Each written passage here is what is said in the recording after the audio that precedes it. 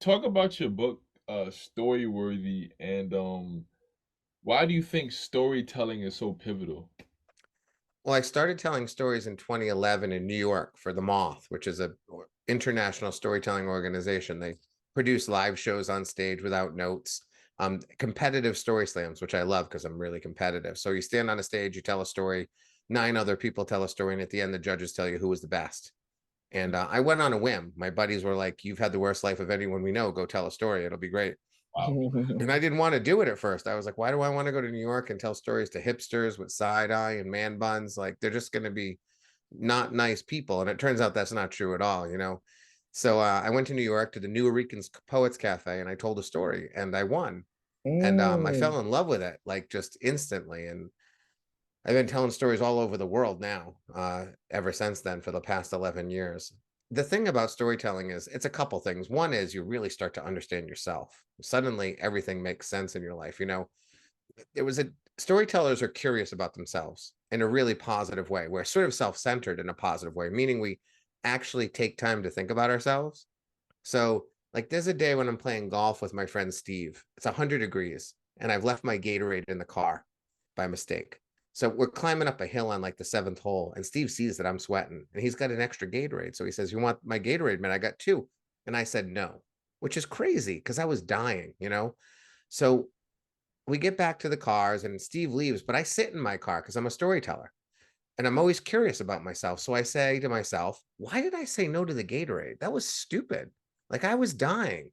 And as soon as I asked myself the question and I thought about it for a minute, I understood. When I was a kid, I was hungry all the time. We never had enough to eat. And when you're hungry as a kid, it becomes a source of shame for you. And what you do is you never ask for food or accept food from other people because if you're a kid and someone says, "Hey, you want my extra brownie?" that means that someday you might have to give them an extra brownie and you know you'll never have one. So it's better to be hungry than to let people know you are hungry.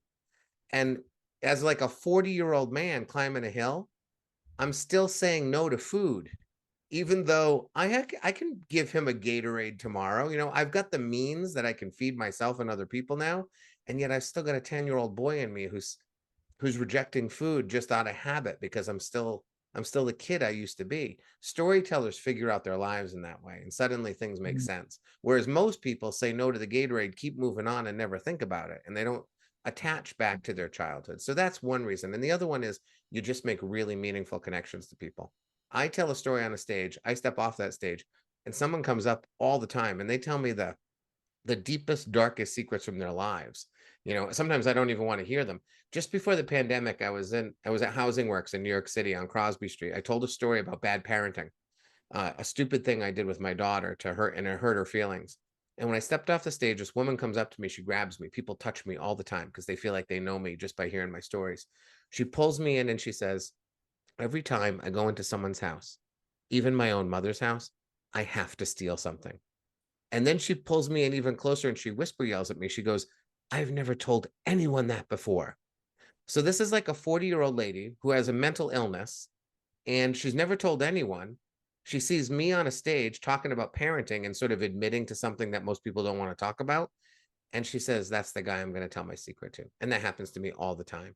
So when you become a storyteller, people feel connected to you. They feel really close to you. And once they get close to you, you can sort of weave your way into their hearts and minds and move them. It's how I'm a good teacher. It's not because I'm a good designer of lessons. It's because I tell my students stories. And I never tell them the stories about Matt the hero. It's always stories about like Matt the failure, Matt the embarrassment, Matt the shame. And as soon as I tell them those stories, suddenly they feel connected to me. And so they'll run through walls for me. That's how I'm a good teacher. So Mm. telling stories gets people close to you and gets them to trust you and believe in you. It's really a powerful tool.